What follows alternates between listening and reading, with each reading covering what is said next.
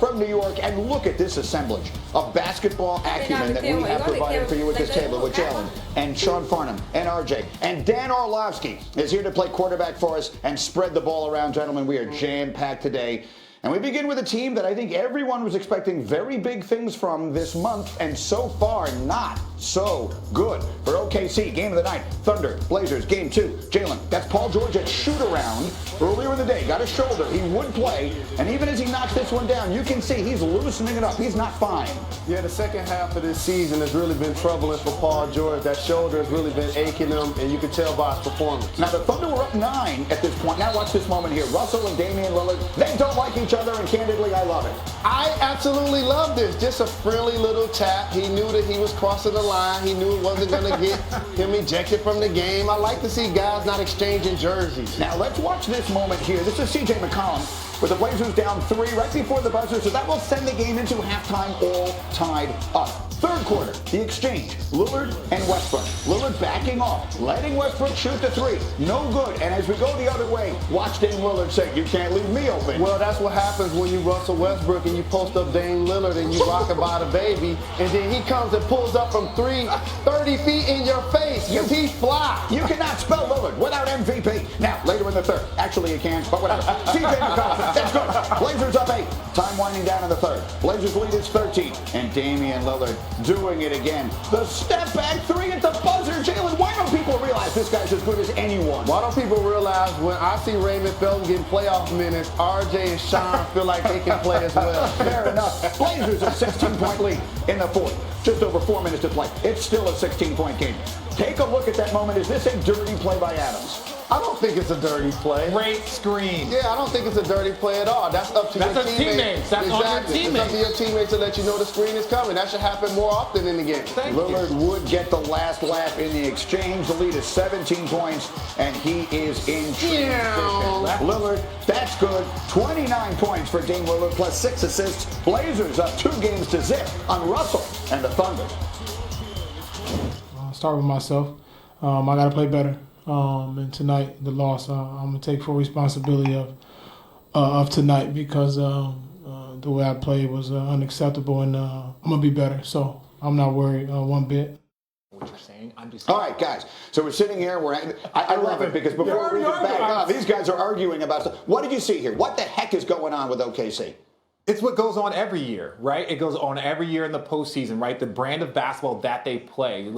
Many people have said this. They shoot way too many threes, and none of them are great three-point shooters. And they continue to do that because those are the analytics. That's what they say. Take these three-point shots. But ultimately, they're just losing the backcourt battle between CJ and Dame. Well, and I love this series. I think this is the most watchable series. I think this is the most entertaining series that we have in the opening round of the NBA playoffs. And it goes back to what Jalen was saying. These two guys, Lillard and Westbrook, they don't like each other. I love the fact that there's a competitive nature that we're seeing. The energy in that building last night was fantastic. I thought it was important for Paul George to start being more aggressive in attack versus shooting as many threes as he did in game 1. He did that. But when you look at Dame and CJ, this is our yearly reminder, by the way, of just how good this tandem is. Well, can we talk about, I could put a number to that. Dame and CJ combined last night to score or assist on 88 of Portland's 114 points. Maybe this feels like an upset, but Jalen, maybe it shouldn't. Well, both of those guys can score in all phases. And the one thing about teams that take advantage of those guys is when you have somebody that can make them work defensively. And so CJ gets a chance to stand next to Ferguson the entire game on defense, but he gets to be really aggressive on offense. And that's really to the Portland Trail Blazers' advantage. So I'm going to ask you the question this way, RJ, because they always say a series doesn't begin until the road team wins a game. And clearly, that means the series hasn't really begun. Yeah. Would you describe OKC as being in significant trouble right now? I think they are, but I don't want to panic. You're in trouble, but no need to panic, right? Because I do believe that they can go to Oklahoma City and win both games. Great crowd, great environment, they're good at home. But ultimately, this series will decide a lot of things, I think, moving forward for them. Coaching, Who will be their coach? What's their route? What are they going to do? So I just think that there's a lot more at stake than just them trying to advance. I agree with that because it feels like if they don't make it to the finals, they lose a tough series to Golden State or Houston. People would say this was a successful season. They get knocked out in the first round by a Portland team that was busy getting swept a year ago. It's going to feel like there's without Yusuf. Yeah, and it wasn't that long ago, by the way, that we looked at this and we were sitting up here going, man, OKC's, they could be the 3 seed in the Western Conference. Could they challenge the Warriors? Now we're just wondering if whether or not they can get out of the first round. And I think that, to me, goes back to your point, too, is for this organization. You have Westbrook, he stayed. You got Paul George, he signed. But yet you're not moving forward in the Western Conference. How much of this will fall on Russell, Jalen, fairly or unfairly? If they lose here, and I know that's a premature question because they haven't lost yet, they still have a very good chance to come back and win the series. But the way it looks right now, Russell said it's on me. Is it on him? It is on him because he's the best player. He's the former MVP. He's the guy that averaged a triple-double for 3 straight years. And he's the guy that drives the narrative for them to advance in the playoffs. So, yes. And one of the things that you can always look at on the stat sheet for Russ and PG, I like to see them attempting more free throws than threes. That dynamic has not happened in this series, and that's why they're down 0-2. All right, so that was one of 3 games in the NBA playoffs last night. We will get you the highlights and some analysis on the other 2 as we go. But the other big news from the league yesterday, the results from DeMarcus Cousins' MRI are in, and they aren't good. He has a torn quad. He'll be out indefinitely. Now, we are not certain that he is going to be done for the remainder of this postseason. They're not stating that definitively, but it does not look good. That's probably the best way I can describe it. And if you were to be making a prediction on this, you would predict you have seen the last of DeMarcus Cousins this year, no matter how far they go. Now, the Warriors have been the most prolific post-up team in the league since he made his debut for them in the middle of January. He leads the Warriors with 221 post-ups in that time, according to Second Spectrum. So there's the on-the-court piece of what they lose without him. There's whatever the off-the-court piece is that they lose without him. RJ, how significant of a loss is this to Golden State's chances of winning another championship? Well, you talked about they played without him for most of the year. They've won championships without him. This is not about can the Warriors still win. Like I said yesterday, it might go from them having a 93% chance of winning a championship to an 88% chance. But that percentage actually, that means something, especially if you're talking about playing against the Houston Rockets in the second round and Clint Capella and how dominant he can be as a roller and just having someone that could possibly get him in foul trouble. So there's a lot more.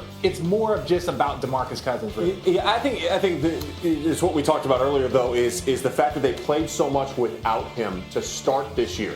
So this was an added piece. And then when he came back, he wasn't even at 100%.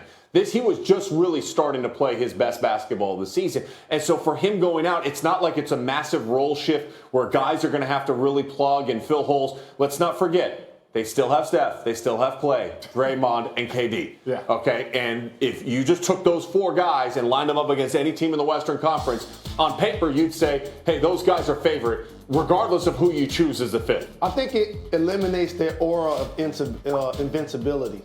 Coming into this year, we talked so much about them being the first team to be able to start 5 All-Stars from the previous year since the 60s. Well, they don't have that anymore. And all teams have weaknesses.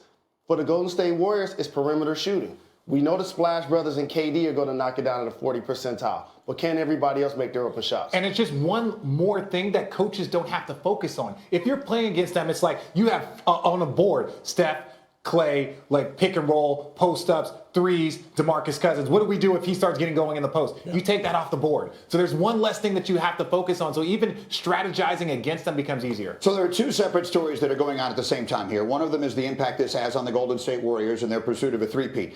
The other, and I'm never going to ask anyone to feel sorry for someone who was made $80 million, but I think you can realistically look at this thing and say this is a devastating blow for DeMarcus Cousins, a guy who a year ago or thereabouts was in line for one of these max contracts, and then he tears his Achilles in New Orleans, takes the 1-year deal in Golden State.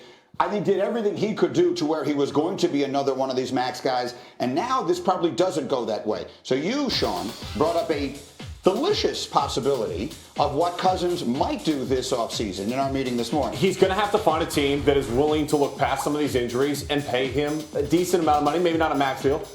It's the Lakers. The Lakers need star power. They need name recognition to be around LeBron James. And I could see Boogie Cousins easily making the transition to be a part of the Lakers next year. It feels like the Lakers might be the team that is desperate enough for someone like that to make that kind of move. Does DeMarcus Cousins teaming with LeBron in Los Angeles make sense to you, Jalen Rose? It makes sense only if he's going to be ready for the start of next season. Like, the Lakers cannot go into next season on paper with their second best player on IR. Like, they're going to have to hit the ground running. But if they're not going to get the 4Ks, like you said last week, right. Like, who are your options? And if you're looking at options, Boogie's a really good option. He is a really good option. But like Greeny said, he's coming off an Achilles injury. He's coming off a quad injury. They're the same leg. The Lakers can't afford to get behind in a tough Western Conference. So if I'm Boogie, I re-sign in Golden State. Because they nurtured him this year, and he got a chance to play on the big stage. See, one of the things that he lacked is never playing in the playoffs and being viewed as a guy that couldn't drive winning. And now you go to the Golden State Warriors, you get a chance to be productive, play well against Jokic, get a championship. That changes your narrative. But that necessarily is not going to happen because he only got a chance to play one playoff game, really. So, but how about the fit? Just as a player, you played with LeBron. Just the fits of the players as they play. LeBron and Boogie, do they fit together? I think they can fit together, and I think that's one of the things that when people were talking about DeMarcus Cousins and Golden State, can they fit? But look, at the end of the day, he's a good basketball player. And the thing that I like about DeMarcus Cousins, especially in this last 2 years from when he was in New Orleans to this year, he always had that kind of bad guy role that he'd always played. He was the Rasheed Wallace. He was the villain. But then all of a sudden, he became extremely likable the better the team he was on. When he was in New Orleans, everyone was like, yo, these guys are this. And I really think that in LA, he could fit into that role, but he's got to be at a discount. Can I throw in two things that would make it make some sense to me? One of them is, in business, buy low. You're never going to buy his stock any lower than it might be right now. Maybe you end up getting a bargain. The other, that period of time that he was together with Anthony Davis in New Orleans, they played well together. They liked each other. So if they find a way to make that move, it might actually be a good pairing. DeMarcus Cousins is really skilled. So in theory, he can fit with anybody. But also, as you start to get older, these guys will tell you, as a player, your role has to change and you adjust mentally. With the Kings, he was the best player. With the Pelicans, he was the second best player. With the Warriors, he was the third or fourth best player.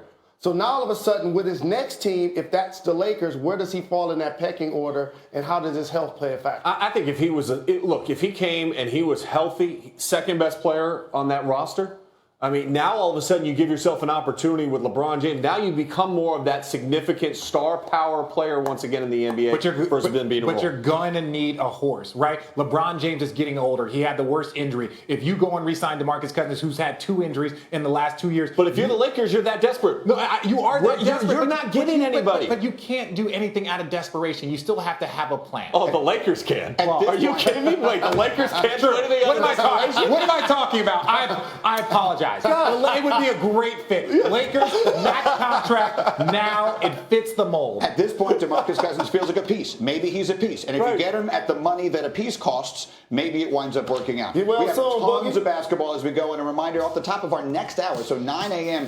Eastern Time, Ray Allen will be in our studio. We'll talk about the playoffs, and I'm going to ask him, 3-point contest, Ray Allen versus Steph Curry, head up. Who does he believe winds up winning? We'll do that and more as we go. But now let's get to some football. Because early yesterday, as you know, the Seahawks and Russell Wilson reached agreement on a 4-year, $140 million extension that includes $65 million in a signing bonus. That deal makes Russell Wilson the highest paid player in the history of the National Football League. Now, next year's crop of free agent quarterbacks includes some intriguing names. Tom Brady is on this list. You don't expect him to go anywhere. Drew Brees is not going anywhere. Phillip Rivers, Big Ben, they're all up for new deals. Dak Prescott, Marcus Mariota, Jameis Winston, all entering the final years of their contracts as well. And so that brings us to Dak Prescott. Dak Prescott has won 32 games as a starting quarterback since he entered the NFL in 2016, the second most in the league over that span. Only Tom Brady has won more. He's a sneaky good runner. He's already scored 18 rushing touchdowns in his career. That's second only to Roger Staubach in Cowboys history among quarterbacks. He has led the Cowboys to the playoffs in 2 of his 3 seasons as a starter, and he was particularly clutch this past year, leading 5 game-winning drives in the fourth quarter or overtime. Only Drew Brees had more. And so let's bring Dan Orlovsky into the conversation on this here. People will look at Dak Prescott and say, he's next in line. He's going into the final year of his contract. Quarterbacks sort of go in order. Next guy up becomes the highest paid guy. Is Dak Prescott the next one to be the highest paid quarterback in the league? He shouldn't be. This is where it is. In the NFL, teams don't get themselves in trouble by paying great quarterbacks. You get in trouble by paying a good quarterback and expect him to be great. And that's what Dak has been. Dak has been a good quarterback for the Cowboys. Averages 22 touchdowns and 8 interceptions a year. That's good. But don't pay him great expectation money, Russell Wilson expectation money, when he's never shown he could be that guy. I go back to last year, Greeny, just September of last season. Everyone was going, what's going on with Dak Prescott? Why can't he play? He was struggling. The team was struggling. He wasn't performing. Now they went and made the trade for Amari Cooper, and his play increased. But you don't go from a guy within 7 or 8 months going, what's going on with Dak Prescott? And go, you know what, we have to pay him to be the highest paid player in the NFL. Don't pay a good player great money. I agree with you completely. That's where teams do get themselves in trouble. Now, I can hear the other side. I can hear the people watching the show right now saying, okay, then all of a sudden it's next year. Now, are you franchise tagging him? Are you allowing him to walk? Where do the Cowboys go at quarterback? We just showed the list of free agents. Those guys are all 40 years old. Yeah, I understand that. And Dak has some leverage because he wasn't that first-round pick. The Cowboys can't just fifth-year option him. So he has some leverage to go to the Cowboys being like, listen, this is the reality of the situation in the NFL. You're going to have to pay me what I want or I can walk. So that's the unique spot for them. But I look the Cowboys in general, like Jason Garrett, is he going to be your future head coach? Kellen Moore is a new offensive coordinator. Is he going to be the guy that unlock his true potential and really grow Dak's game? But Dak has the leverage. You know what I will say about this situation? I would be very surprised if the Cowboys wind up paying him the monster contract. Lock him up on a deal that works for both sides. That makes all the sense in the world. But if they make him sort of put him in Russell Wilson category, it would surprise me. And here's the reason why. They've been a sneaky, well-run organization the last couple of years. Because Jerry Jones is still there and because he is such a larger-than-life figure, people, I think, still perceive them to be the Cowboys who were, for lack of a better word, just kind of crazy and making one high-profile move after another that didn't make sense for a long time. I will be really surprised if the smart people who are making the football decisions there, who built this thing around a running game and an offensive line and are bringing in more good defensive players, I'd be very surprised if they wind up paying him Russell Wilson money. Oh, I would be too. And Jerry Jones has even said it, like he needs to take a team-friendly deal.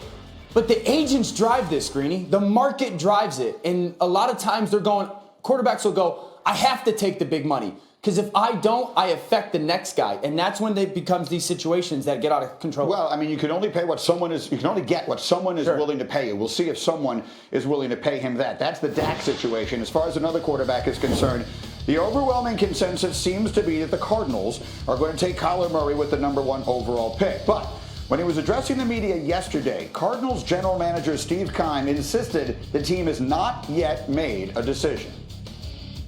Drafting Josh, why are you open to the possibility of drafting a quarterback again? I never said I was. Are you not open to drafting a quarterback with #1?